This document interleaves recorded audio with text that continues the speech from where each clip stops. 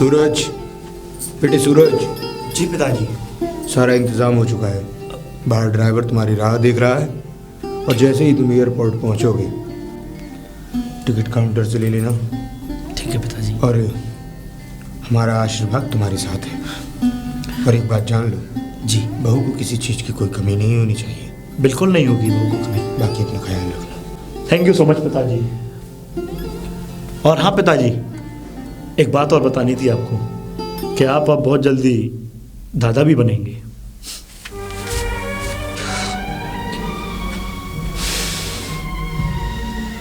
इस घर में इतना बड़ा अनर्थ नहीं होगा। कोई गंदा खून इस घर का वारिस नहीं बन सकता, नहीं बन सकता। उससे पहले उस खून को ही मिटा दिया जाएगा। पिताजी, अनर्थ हो गया। खाक में मिल गई हम लोगों की इज्जत। अब तो हालात ये आएंगे कि राह चलता कुत्ता भी हमारी हवेली पर मुंह कर जाएगा।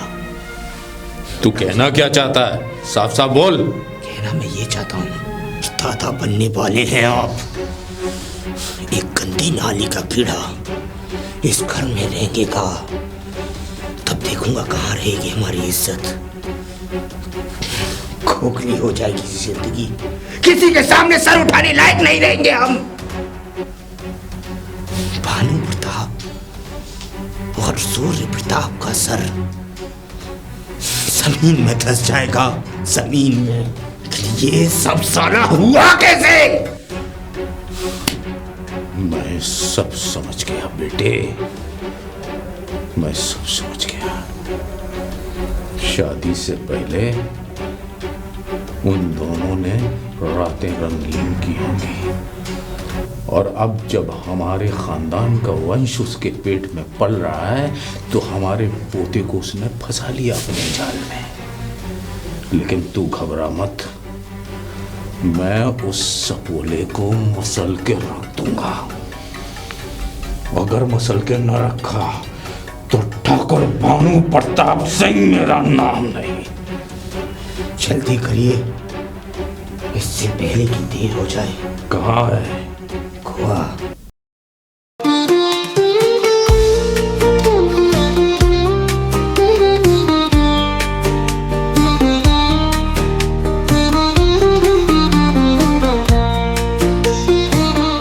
बहुत हो चुका है सब्र तेरा और मेरा, है दिल चल अब कहीं दूर चल, जहाँ तेरे और मेरे सिवा कोई ना हो। अब थाम ले हाथ मेरा और चल। साथ तेरे चलने से वक्त का पता नहीं चलेगा। तू अगर साथ है तो फिर हर फूल खिलेगा। साथ तेरे चलने से वक्त का पता नहीं चलेगा। तू अगर साथ है तो फिर हर फूल खिलेगा। चल चले उस नगर जहाँ सपने हैं कल, जहाँ तेरे और मेरे सिवा कोई ना हो। अब थाम ले हाथ मेरा और चल।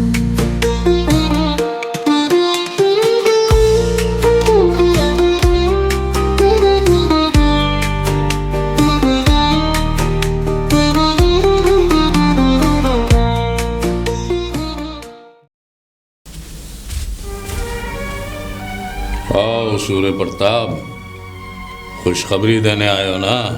खुशखबरी नहीं, रंगा का फोन आया था। वो साले कुछ कर ही नहीं पाए। 2 दिन से, पिछले 2 दिन से कुत्तों की तरह हमारे पैसों पर ऐशो आराम कर रहे थे वो लोग।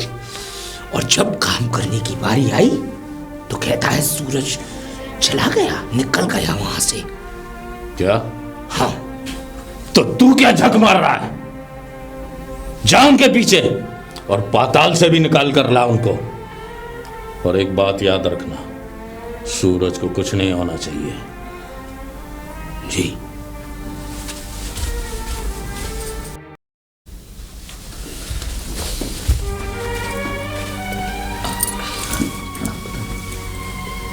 अब ये कौन है?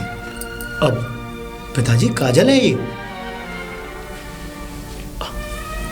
क्या हुआ पिताजी? पूरे गांव में इसी तरीके से लेकर आया इसको। पिताजी ये गाड़ी में थी, किसी ने क्या देखा होगा? ड्राइवर ने तो देखा ना हमारे। मान मर्यादा तूने एकदम खाक में मिला दी है सूरज। अरे हम जितना तेरे आगे झुके जा रहे हैं, तू उतना ही सर पर चढ़कर मूतने लगा है। अरे पिताजी आप ये किस तरीके की बातें कर रहे हैं? ये पढ़ी लिखी लड़की है। अब तो कहना क्या चाहता है? तो क्या हम अनपढ़ हैं? मैं ये नहीं कह रहा हूँ पिताजी का। बेटा, पढ़े लिखे हो जाते हैं लोग तो संस्कृति नहीं भूलते, अपने परिवार की, अपने खानदान की, अपने रुतबे की। लेकिन तू भूल गया है, भूल गया है तू हमारी नरमी को, हमारे तेरे आगे झुकने को। तू हमारी कमजोरी समझ बैठा है।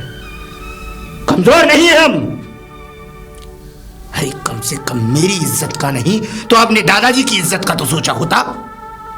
पिताजी इसमें इज्जत की बात कहां से आ गई? अरे पिताजी इसको साड़ी पहननी नहीं आती। और हाँ, उस दिन जब शादी हुई थी मेरी और इसकी, तो मैंने इसको जबरदस्ती साड़ी पहनाई थी, वो भी कि सिर्फ घर में प्रवेश हो रहा है पहली बार इसलिए। बाकी इसको पसंद नहीं है साड़ी पहनना। अच्छा किया, रोन दिया इज्जत को हमारी। सूरज, पिताजी तो नाराज हो गए। अरे कोई नाराज नहीं है, सब ढोंग धतूरा है। मैं साड़ी पहन लेती हूँ, लेकिन तुमने मना कर दिया। अरे नहीं काजल, ये इनका ढोंग है। और ये पढ़े लिखे समाज से नहीं है। ये हमारी माँ को भी इसी तरीके से रखते थे। मेरी माँ, मेरी दादी इतने इतने घूंघट कर करके वो मर गई। और तो और इन्होंने जरा सी उनका ख्याल भी नहीं किया। और हाँ, एक बात और, मैं ऐसे समाज को नहीं मानता कि घूंघट में रखें। मैं तो ये चाहता हूं कि एक औरत को भी हक है सर उठा करके जीने का। वो ठीक है, लेकिन पिताजी और दादाजी दोनों ही तुमसे बात भी नहीं करेंगे। मैं देख लूंगा, बात नहीं करेंगे तो क्या हो जाएगा। तुम अंदर चलो, आओ। वाह पिताजी वाह, ऐसा करते हैं आप। अपनी इस पगड़ी को यहाँ जमीन पर रखिए और उन दोनों को इससे खेलने के लिए मैं बुलाता हूँ, फुटबॉल की तरह। क्या बकवास कर रहा है? बकवास मैं नहीं कर रहा। बहुत फक्र था ना आपको इस खानदान पर, इन तस्वीरों पर। खोखले आदर्श देकर चले गए ये लोग हम दोनों को। सूर्य प्रताप, तू जानता है क्या बात कर रहा है? तू हमारे पुरखों की इज्जत को उछाल रहा है। इज्जत? वाह, क्या खाक की इज्जत मिली। पूरा गांव थूक रहा है हमारी इज्जत पर। अरे हुआ क्या? कुछ बकेगा भी? बकूंगा नहीं, आपको देखना पड़ेगा जैसे मैंने उस मंजर को देखा है। क्या पूछते हुआ क्या? सर पे पल्ला करना तो दूर, पैंट और टी शर्ट पहन के आई है आपकी नई बहू। उसने वो कपड़े अपने लिए नहीं पहने, हमें नंगा किया है इस समाज के लिए। हमें नंगा मन तो ऐसा करता है कि उनको मारने से पहले मैं अपनी जान ले लूं। लगता है अब तुझसे कुछ नहीं होगा। जो करना है मुझे ही करना पड़ेगा। करना होगा, कुछ नहीं कर पाएंगे आप। बस हाथ पर हाथ लेकर मलते रहिए और एक दिन वो होगा कि जब आपके दोनों हाथों में आपका पंती आएगा, मेरा नाती आपका पंती। और उसके मरने के बाद, आपके मरने के बाद आपको सोने की सीढ़ी चढ़ा कर ले जाऊंगा। लोग बाग ढोल ताशों से स्वागत करते हैं मरी हुई लाशों का, आप पर थूक कर करेंगे। अब आपसे कुछ नहीं होगा, अब सिर्फ एक ही काम होगा, मौत। रुक,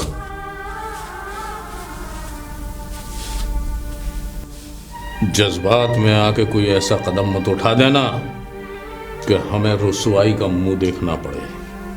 और कितनी रुसवाई देखेंगे आप, जब गांव के लोग यहाँ आकर हमारी हवेली पर पत्थर मारेंगे।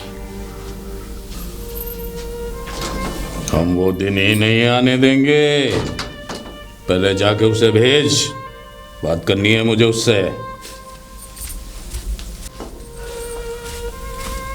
प्रणाम दादाजी। जीते रहो। आपने मुझे बुलाया? हाँ। कैसा रहा तुम्हारा सफर? बहुत ही अच्छा रहा दादाजी, बहुत ही बढ़िया। किसी चीज की तुम्हें परेशानी तो नहीं हुई? बिल्कुल नहीं दादाजी। हमने इंतजाम तो बहुत किए थे, लेकिन तुम किस्मत के धनी निकले। क्या मतलब दादाजी? मतलब ये कि अब तुम इस गांव को छोड़कर, इस हवेली को छोड़कर शहर चले जाओ। शहर चले जाओ मतलब? क्यों चले जाओ? इसलिए कि शहर में जाकर अपनी जिंदगी गुजारो और खुश रहो। खुश नहीं दादाजी, अब मैं सब समझ गया कि आप क्या चाहते हैं। आप ये चाहते हैं कि आपकी इस गांव में पगड़ी ना छुले, और तो और आप ये भी चाहते हैं कि आपकी इस नई बहू की पोल ना खुल जाए।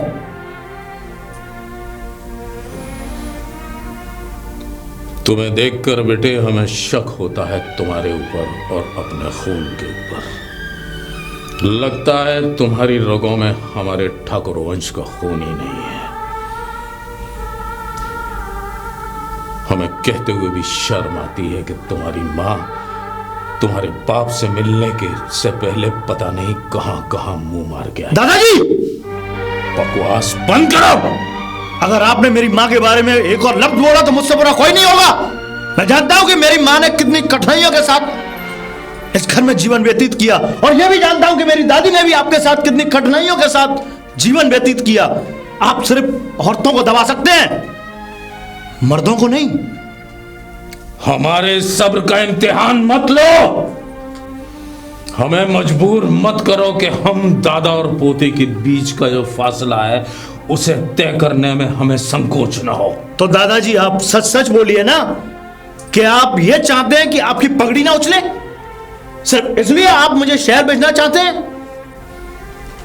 और हां दादाजी, इस घर में जितना हक आपका है ना, उतना ही हक मेरा भी है, क्योंकि इस कुल का ही खून हूं मैं। नहीं जाऊंगा। तुम अगर नहीं जाओगे तो हम उस कुल के वंश को ही मिटा देंगे। आप उस कुल के वंश को तो मिटा देंगे, लेकिन उस वंश को कैसे मिटाएंगे जो आने वाला है? शायद आपको खुशी बर्दाश्त नहीं हुई दादाजी। कहीं ज्यादा खुशी में आपकी जान ना निकल जाए। ध्यान रखिएगा अपनी सेहत का।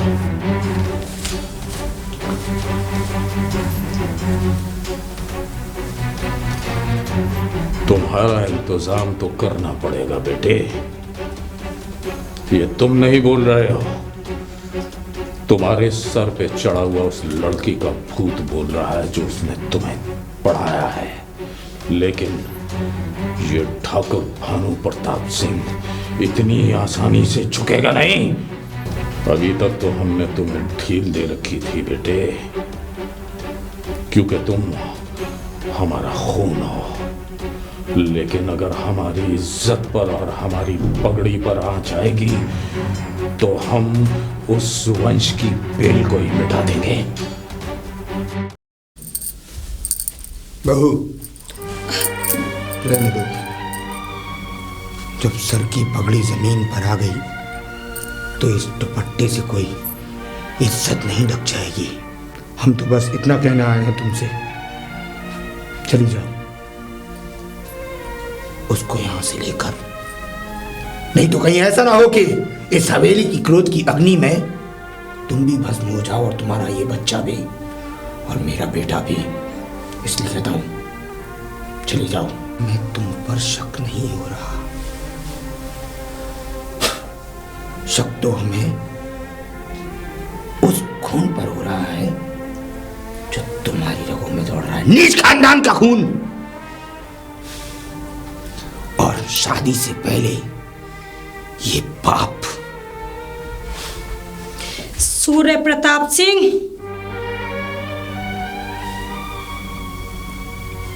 मैं अपना अच्छा बुरा सब जानती हूँ और मैं एक पढ़ी लिखी लड़की हूँ। आप क्या चाहते हैं? जैसे आपने और औरतों को रखा है, सर पे पल्ला रखकर, इतना घूंघट डालकर, वैसे ही मैं रहूं? नहीं, बहुत हो गया आपका। ये क्या लगा रखा है आपने? कौन सी जात, कौन सी जात? अरे अपना खून और मेरा खून मिलाकर देखो, अगर फर्क नजर आए तो अब मुझसे कहना कि लाल है, काला है या पीला है। मिलाकर देखो खून को। और हाँ, आपने यहाँ से जाने की बात जो कही है ना, मैं यहाँ से कहीं नहीं जाऊंगी। और हाँ, एक और बात, जब मेरे कमरे में आओ ना तो आवाज लगा कर आना, एक ससुर की तरह।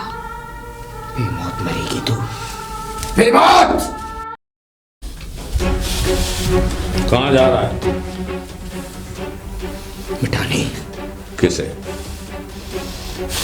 उस गंदे नीच खून को जो हमारे घर में आकर बस गया है। अरे गांव में निकलता हूं ना तो लोग इज्जत करते हैं। गांव की औरतें मेरे पैर की जूतियां साफ करती हैं अपने पल्लुओं से, और आज एक नीच खानदान की लड़की ने फेल कर दिया।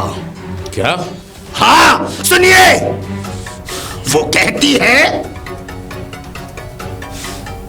कि मेरे अंदर संस्कृति नहीं है, इस परिवार को वो नहीं झेलेगी, इस परिवार से बगावत करेगी।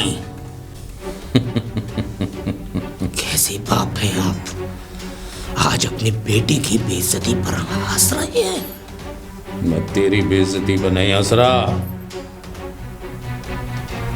मैं अपने पुरखों की इज्जत पे लगे उस दाग के ऊपर हंस रहा हूं जो मेरे अपने पोते ने हमारे वंशजों के चेहरे पे मल दिया है। और हाँ, आप कभी भी अगर बहू के कमरे में जाएं तो आवाज लगा कर जाइएगा, नहीं तो कहीं ऐसा ना हो कि मुझसे ज्यादा बेइज्जती आपको सहन करनी पड़े। हम समझ गए,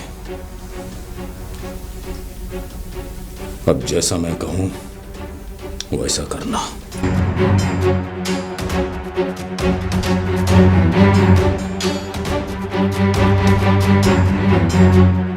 समझ गया? अच्छी तरह। बस